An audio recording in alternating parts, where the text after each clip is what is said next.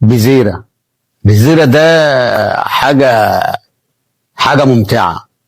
يا جماعه حد يفهم كابتن رضا عبد العال ان الماتش بتاع امبارح ده كان ماتش في مركز شباب، ماتش دوره رمضانيه. انتوا فرحانين ليه؟ يعني وله حق.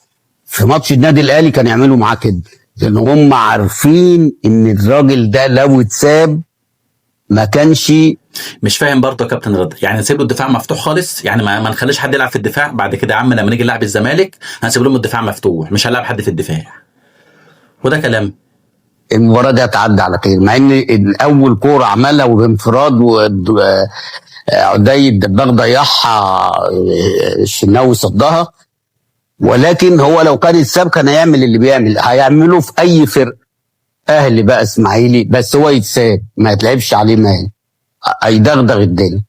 ويمكن حتى لفت نظري في اخر المباراه كان دايما ينادوا على زيزو وجماهير الزمالك بعد كل ماتش. النهارده بينادوا على بزيرة والراجل ده نسى جماهير الزمالك زيزو خالص، بدليل ان بعد الماتش كلهم قعدوا ينادوا عليه تعالى ويرقص معاهم وخلاص يعني ده صفحه واتقفلت.